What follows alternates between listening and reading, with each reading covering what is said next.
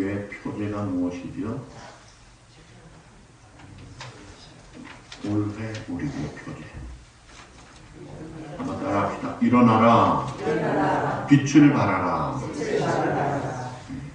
잊지 마세요. 이건 사실 올해만이 아니라 평생 표제가 될 표제입니다. 그게 어디 있는 성경 구절이에요? 이사야서 60장 1절이죠. 그 다음에 지난 주일에 둘째 주일에는 제가 무슨 설교를 했나요? 너희는 세상의 빛이라. 마태복음 5장 14절. 빛을 발하라고 했는데 너희가 세상의 빛이라. 자, 오늘은 일어나라. 빛을 발하라. 너희가 세상의 빛이라.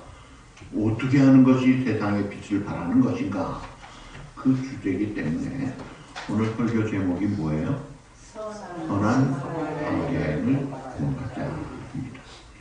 오늘의 내용은 한 율법 교사가 예수님께 와서 질문에 대한 그 대답을 통해서 나타난 내용인데요. 중요한 것이 두 가지가 나와요. 하나는 영생의 길을 가르쳐 주십니다. 두 번째, 영생을 얻은 자의 삶이 어떻게 세상에 빛이 되는가. 그 모델로 선한 사마리아 사람을 보여주고 있습니다. 굉장히 우리에게 중요한 내용이죠. 자, 첫 번째 이 율법 교사와 예수님의 질문과 대답이 25절에서 27절입니다. 그 율법 교사가 질문한 내용이 무엇이죠? 선생님, 내가 무엇을 해야 영생을 얻으리까? 영생이란 주제는 얼마나 중요합니까? 사람들이 제일 두려워하는 게 뭐예요? 제일 슬프고 어둡고 감당할 수 없는 제일 무거운 게 뭐예요? 죽음이에요, 죽음. 뭐 돈 좀 얻고 병들고 이거 다 결국은 죽는 것 때문에 그러는 거예요. 이 죽음을 두려워하는데 해결할 수도 없어요. 그런데 죽음의 문제가 해결된 영생이라는 문제가 있다.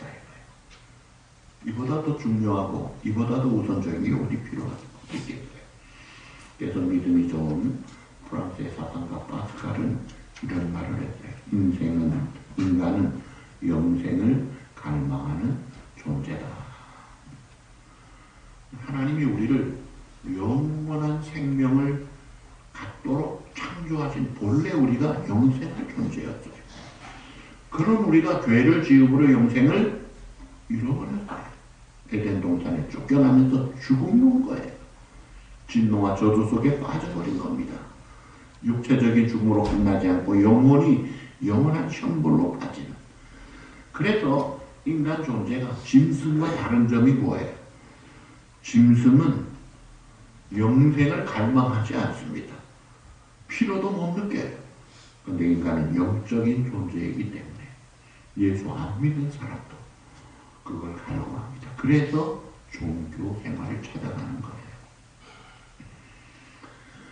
이렇게 잃어버린 영생을 어떻게 얻을 수 있느냐? 근데 이것을 이 율법 교사가 예수님에게 질문할 때에 25절에 보니까 예수님을 시험하려고 이 질문을 한 거예요. 순수한 마음으로 존경하는 마음이 아닙니다. 예수님을 올무에 잡아놓고 시험하려고. 동기가 고약하지요. 근데 사실은 율법 교사, the teachers of law, 율법 교사라고 해요. 혹은 또 서기관이라고도 합니다. 이 율법 교사는 율법의 전문가예요. 근데 전문 율법을 아는 사람인데 어떻게 해야 영생을 얻을지 사실은 자기도 몰라요. 확신도 없어요. 똑같은 내용이 마태복음 19장에 보면 마태복음 19장 16절에 이렇게 말합니다. 다 같이 내가 무슨 선한 일을 하여야 영생을 얻으리까. 오늘 본문에는 내가 무엇을 하여야 했는데 이 마태복음 19장에는 내가 무슨 선한 일을 해야 돼. 선행으로 영생을 얻는 줄 알고 있어요. 모든 종교는 이걸 추구합니다. 영원을 사모하는 본성을 가진 인간이 무슨 선한 일을 해야지 하면서 그래서 불교는 어떻게 해요? 욕심을 버리자. 욕심을 버리자고 해요. 속세를 떠나야 된다. 다 버리고 떠나기를 제일 앞장섰던 성철스님 깨달은 결론. 나는 죄인이구나 깨달은 거예요. 그리고 한 말이 뭐예요? 나는 선택을 틀리게 했다. 여기에 길이 없다 이거예요. 나는 지옥에 떨어지고 수많은 사람을 지옥에 떨어뜨렸다. 정직한 말을 했어요. 그게 자서전에 나옵니다. 많은 사람들이 선한 일을 해야 되겠다. 근데 하나님이 이걸 다 아시고 선한 일로 할 수 없음을 아시고 값없는 선물로 영원한 생명을 주시고자 그래서 예수님을 보내주신 거예요. 자, 율법사가 질문할 때 예수님은 답을 바로 말하지 않으시고 교육의 천재인 예수님이 질문 형식으로 이야기합니다. 너 율법 전공했지? 율법에 뭐라고 되어 있느냐? 율법에 답이 있거든요. 그래서 율법 교사가 대답을 합니다. 26절 율법에 무엇이라 기록되었으면 네가 어떻게 읽느냐? 대답. 첫 번째 대답이 27절에 다 같이 내 마음을 다하여 목숨을 다하여 힘을 다하여 뜻을 다하여 주 너의 하나님을 사랑하라. 이게 이제 신명기 6장 5절 그 쉐마에 나오는 말씀이에요. 그 다음에 이제 두 번째 대답은 레위기 19장 18절을 근거로 한 대답인데 그 레위기 19장 18절 보실까요? 원수를 갚지 말며 동포를 원망하지 말며 이웃 사랑하기를 내 몸과 같이 사랑하라. 나는 여호와니라. 이 말씀을 근거로 해서 오늘 그 말씀을 이제 대답을 합니다. 또한 내 이웃을 내 몸과 같이 사랑하라 하였나이다. 그러니까 율법의 가장 중요한 하나님 사랑하라. 내 이웃을 내 몸과 같이 혹은 내 자신과 같이 사랑하라. 자, 대답을 잘 했으니까 예수님이 내 대답이 옳도다. 그러시면서 이를 행하면 그리하면 살리라. 자, 문제는 이 율법 교사가 알아요. 알고 있는 것을 확인해 주면서 이를 행하라. 그러면 영생한다는 거예요. 근데 실상 이것을 잘 행할 수 있느냐? 여기서 걸리는 겁니다.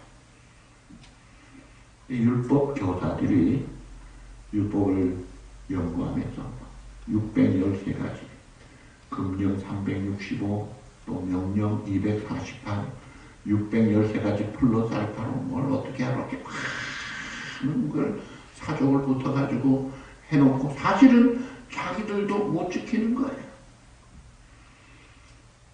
자기들 못 지키면서 이렇게 해야 된다고 가르치기만 하고 있어요.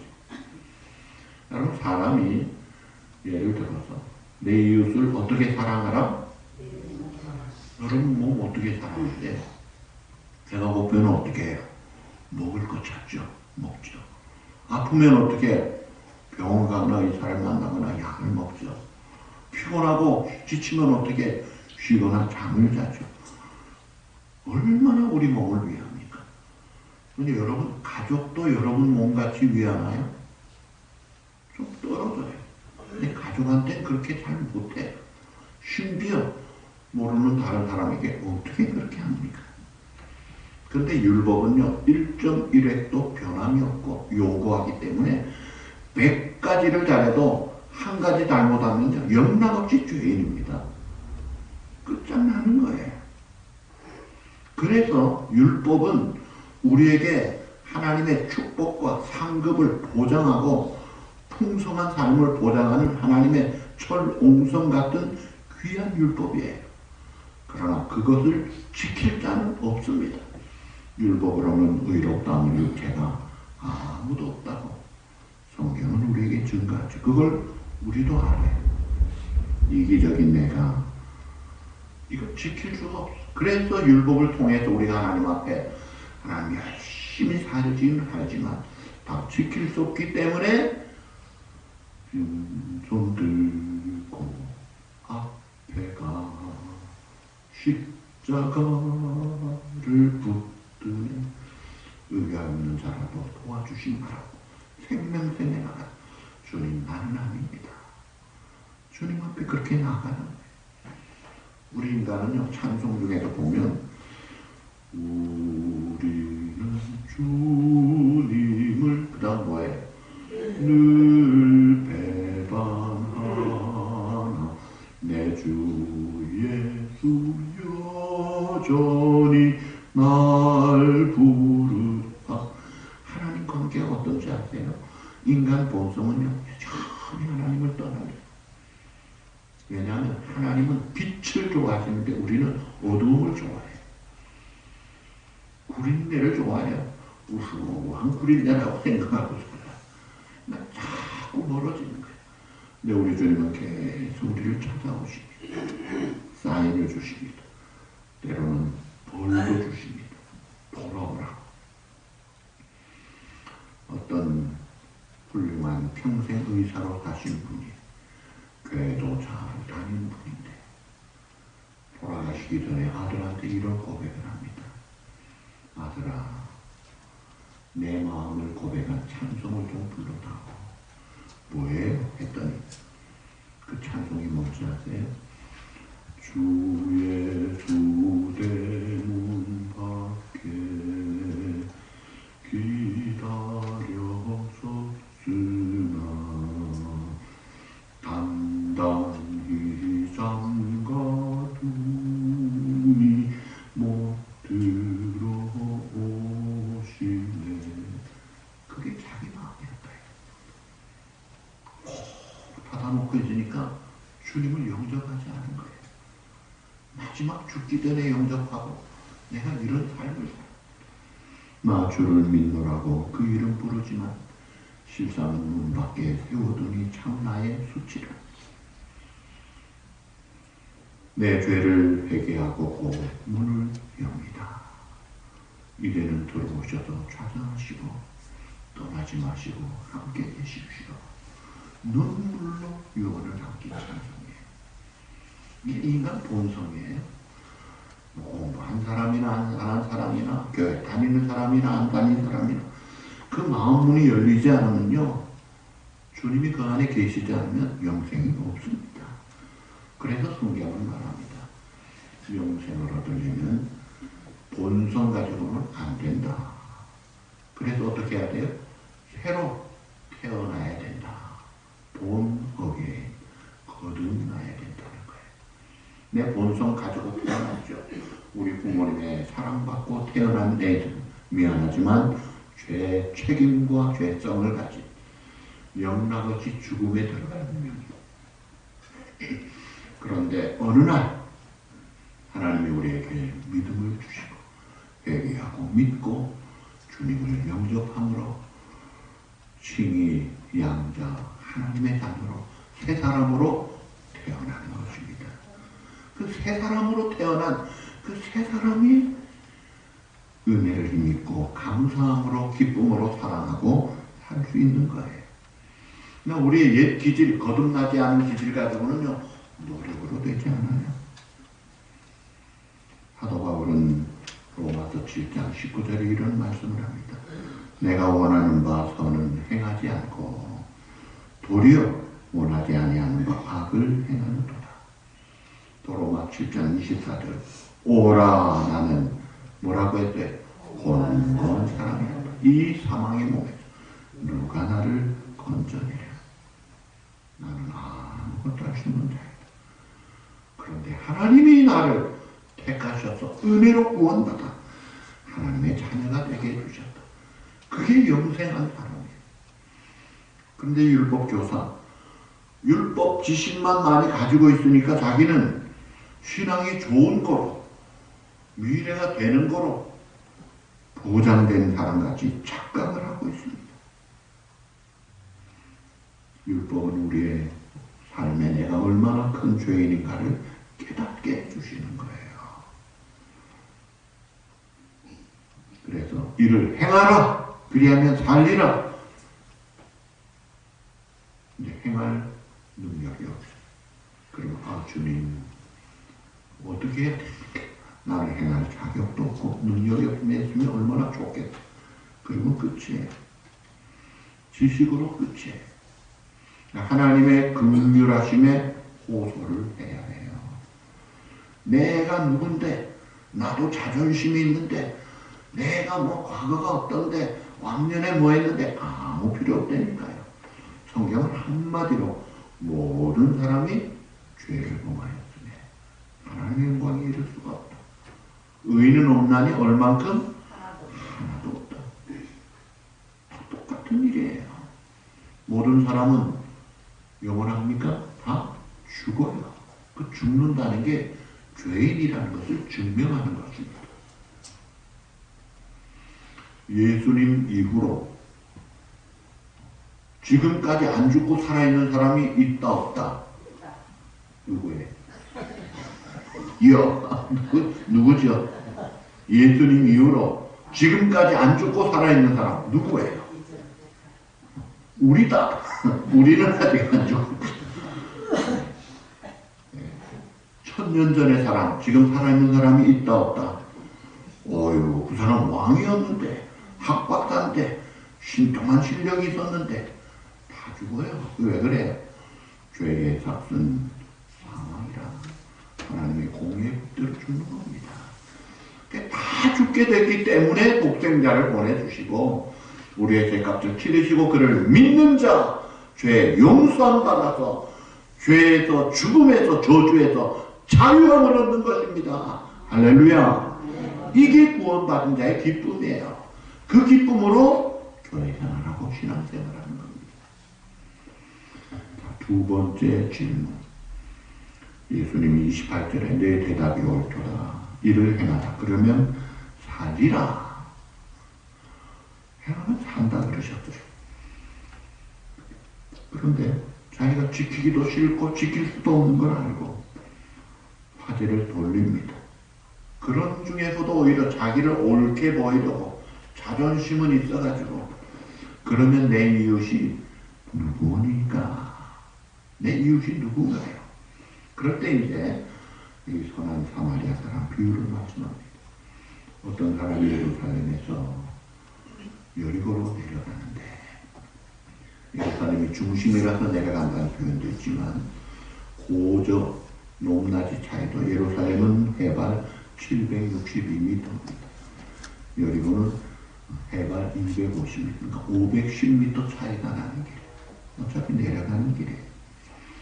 거기에 골짜기도 많고 강도의 출몰도 많고 그래서 제롬이라는 사람은 이 예루살렘의 여리고와 가는 길을 붉은 길, 피의 길, 지금도 강도 출몰이 있다는 그런 길입니다.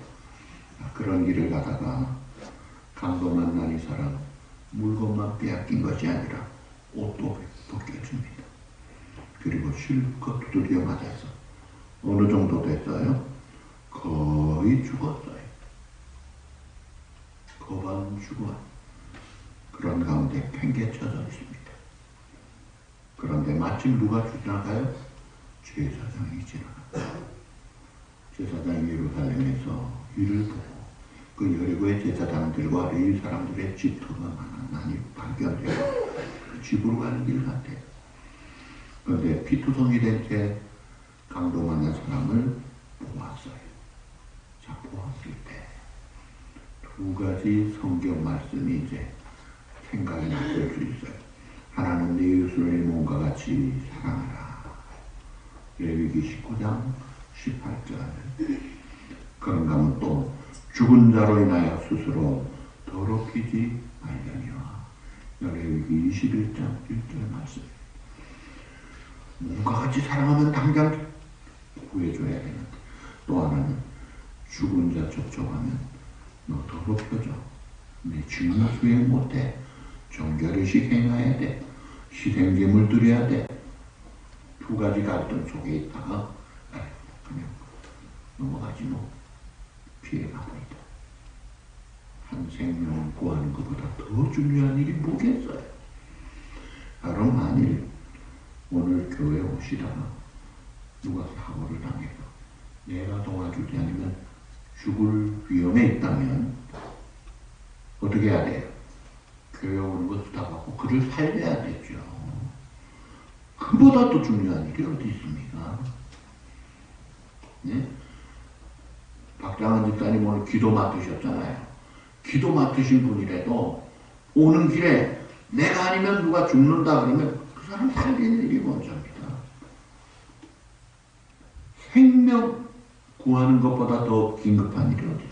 그래서 이 미국이 인권이 발달됐음에도 불구하고 제가 미국 처음 와서 놀란 게요. 소방차 지나오는데 무슨 난리가 나는 소리 쾅쾅쾅쾅 하는데요. 이야 무슨 저런 소리를 냈지. 앰뷸런스 삐뽀삐뽀 경찰차들 왜 그래요? 고함 지르고 막 이렇게 시끄럽게 소리를 내도요. 길들이 다 비켜줍니다. 신호등 무시하고 달립니다. 왜 그래요? 생명 때문에 그래요. 제사장이 그날 지나갑니다. 레위 사람, 성전에 수정되는 사람이죠. 또 그냥 지나갑니다. 서글픈 현실이에요. 아는데 지나갑니다. 그 다음에 누가 등장해요? 어떤 사마리아 사람이 나옵니다. 이 사마리아 사람은 바벨론 포로로 잡혀갔을 때 남아있는 이스라엘 백성들이 이방인들과 혼인해서 그 이방 문화와 우상을 숭배한, 그래서 유대인들의 입장에서는 아주 멸시하고 상종도 안 해요. 그래서 수가성 우물가의 여인이 당신들을 예루살렘에서 경배하는데 우리는 그리심산에서 한다. 예루살렘도 못 가는 거예요. 천대 멸시 손가락질 받는 한 사마리아 사람이 지나가다가 33절에서 35절 한번 볼까요? 그를 불쌍히 여겨 가까이 가서 기름과 포도주를 그 상처에 붓고 싸매고 자기 짐승에 태워 주막으로 데리고 가서 돌보아 주고 이튿날 대나리온 불을 내어 주막 주인에게 주며 이 사람을 돌보아 주라. 부비가 더 들면 내가 돌아올 때 갚으리라. 옛날 성경이라 부비인데 추가 경비가 들면 내가 또 주겠다. 그러니까 자기 있는 그 여행에 소중한 기름 포도주를 붓고 싸매어 줍니다. 자기 짐승에 태워주고 주막으로 데려가 돌보주고 돈, 시간, 정성, 온갖 정성을 들이고도 또 못다한 듯이 내가 지금 가야 할 길 가지만 꼭 돌보아주라. 모든 회의는 내가 하겠다. 자, 이 비유의 설명을 하신 다음에 예수님이 질문을 하죠. 예수님은요, 답을 바로 주지 않고 질문으로 답을 가르쳐줘요. 굉장히 효과적인 지혜로운 방법이에요. 여러분 자녀 교육할 때도 이 방법은요, 굉장히 좋습니다. 자, 내 의견에는 36절이에요. 내 의견에는 이 세 사람 중에 누가 강도 만난 자의 이웃이 되겠느냐? 대답이 뭐예요? 자비를 베푸지 않으니까. 사마리아 사람입니다. 말을 안 해요. 자존심 상하니까. 자비를 베푸지 않으니까 돌려서 말하죠. 그럴 때 예수님 하신 말씀 뭐예요? 가서 너도 이와 같이 하라. 영어 성경에 보면 아주 쉬운 영어로 나옵니다. Go and do likewise. 가서 이와 같이 하라. 따지지 말고 자존심 찾지 말고 이 사람처럼 실천하라. 이웃은 혈통이라고 이웃이 아니에요. 집값 같다고 이웃이 아니에요. 같은 민족이라고 이웃이 아니라 내가 도와주지 않으면 안 될 사람, 그 사람이 이웃이더라 이거예요. 어느 선교사가 와서 선교 도전을 하면서 이런 간단한 이야기를 합니다. 복음을 받은 하나님의 사람이라면 선교사입니다. 복음을 받지 않은 사람이 바로 그 사람이 선교지입니다. 여러분 주위에 선교지가 늘려있다 이거예요. 자녀 중에도 있다 이거예요. 내가 도와주지 않으면 끝장나는 사람들이, 그 사람들을 우리가 필요로 하는 그 사람들의 이웃이 돼야 된다는 거예요.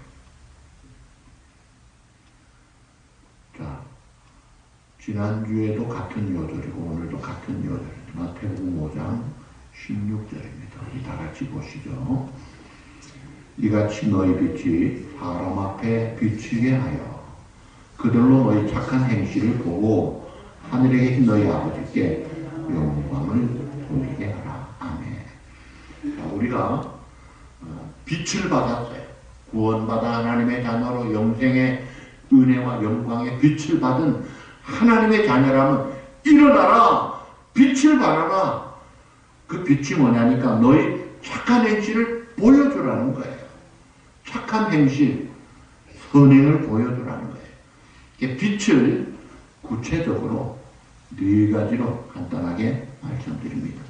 첫 번째가 복음의 빛을 발해야 합니다. 다 같이 성경으로 고린도서 4장 6절입니다. 어두운 데서 빛이라 하시던 그 하나님께서 예수 그리스도의 얼굴에 있는 하나님의 영광에 아는 빛을 우리 마음에 비추셨느니라. 이게 무슨 말이에요? 태초에 하나님이 빛이 있으라 하시던 그 하나님이 자기와 우리 성도들에게 그 빛을 비추어 주셨다.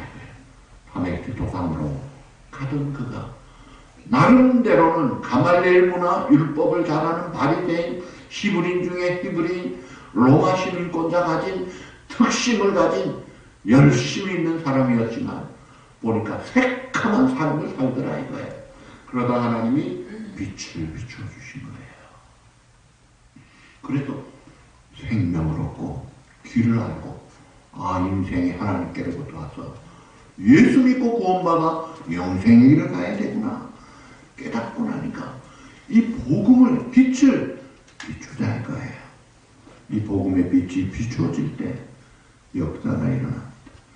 죽은 자가 살아납니다. 두 번째 빛, 의의 빛을 발해야 한다. 마태복음 13장 43절 다 같이요. 그때의 의인들은 아버지의 나라에 해같이 빛나리라.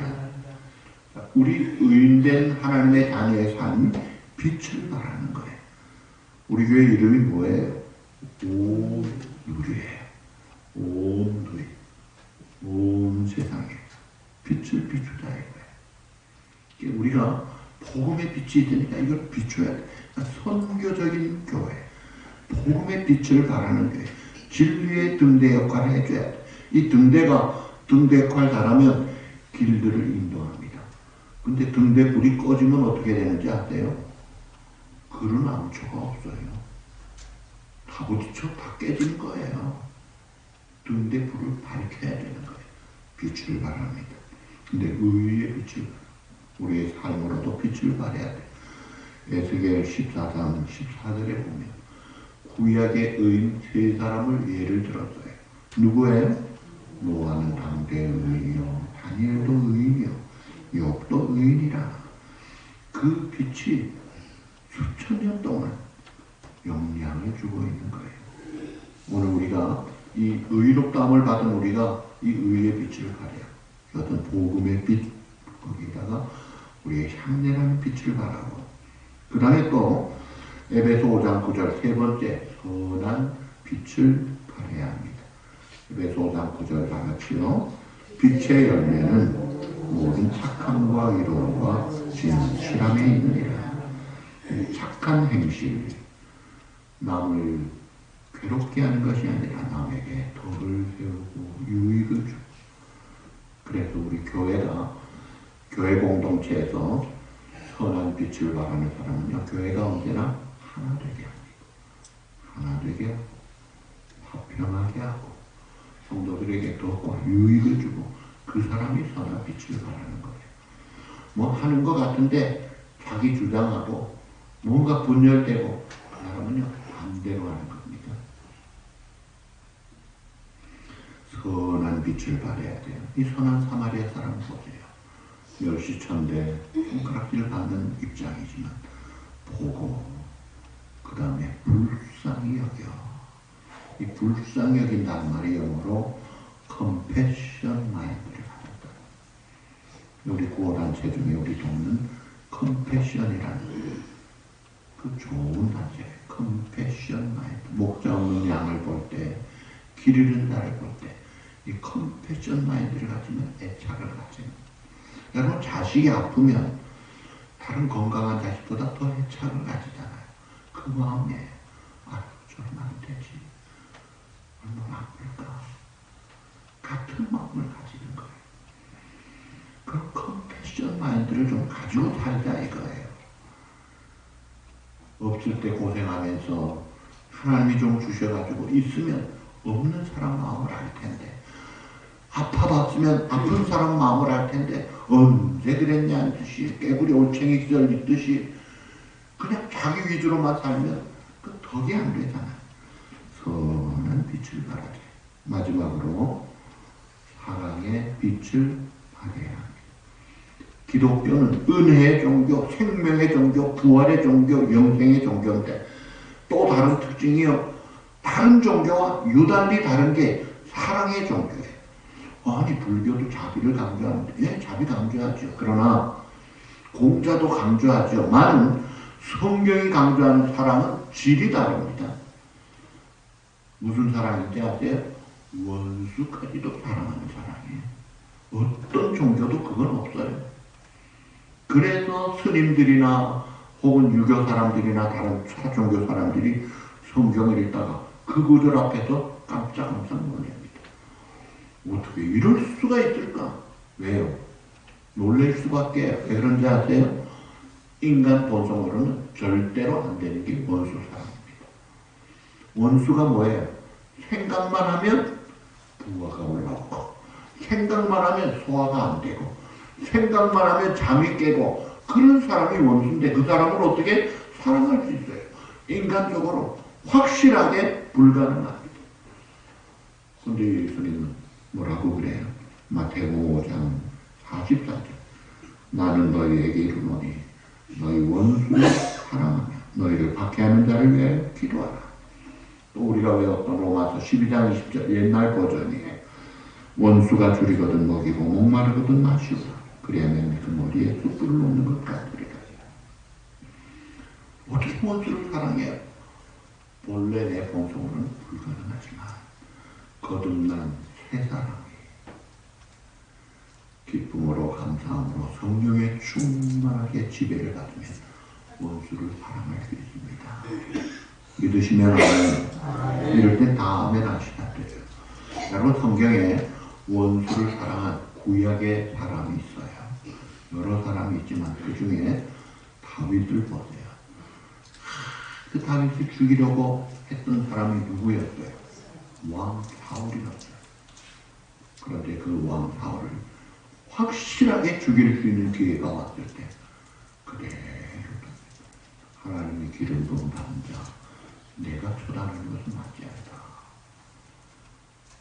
맞춥니다. 압살롬 확실하게 죽일 수 있는데 죽였다는 소식 듣고도 그렇게 쓸 거예요. 원수를 사랑하는 마음, 이게 귀한 마음이에요. 한국에 두 아들을 죽인 원수를 입양한 사람이 있죠. 누구예요? 손양훈 목사님이에요. 그래서 제가 2022년도에 한국 갔을 때 우리 처남이 몇 개 초이스를 주면서 어디에 가고 싶으냐고, 시간이 한 하루 정도 있으니까 어디 가자고 쭉 그러는데 두 말 없이 손양훈 목사님 기념관에 갔죠. 거기가 경남 칠골에 있는 손양훈 목사님 행가였어요. 근데 가니까요, 거기에 가이드하는 분이 손자가, 외손자, 손동희 권사님 아들이 하는데 그분이 그런 이야기를 해. 이게 어떻게 생겨졌는지 아십니까? 모르지요. 이 지방 군수가 예수도 안 믿는 사람이 손양호 목사님 일대기를 읽고 감동을 받아가지고 세상에 우리 군에 이런 위대한 사람이 살았느냐고 군에서 보조를 해가지고 복원을 해서 돈 들여가지고 다 지어놓은 거예요. 그리고 공무원 채용으로 이 외손자가 7급 공무원으로 돈 받고 거기에 있어요. 예수도 안 믿는 사람이 감동을 받고 돈 정책 모아가지고 그 일을 했더라. 너무나 감동이 되니까 이런 일을 안 믿는 사람도 하더라고요. 오늘 우리들이 이런 양 찾고 아직도 예수님을 모르고 구원 모르고 살아가는 영생을 모르는 자들이 있다면 그들이나 선교지에 빛을 발해야 돼. 복음의 빛, 의의 빛, 선한 빛, 사랑의 빛을 반짝 비출 때 그 등대는 역할을 하는 겁니다. 불이 탁 꺼져버리면 합주가 되는 거예요. 이 복음의 빛, 선한 빛, 사랑의 빛, 의의 빛을 잘 발휘하는 반짝반짝 빛을 발하는 복된 우리 모든 성도들, 여러분 우리 교회가 되기를 우리 주님의 이름으로 축복합니다.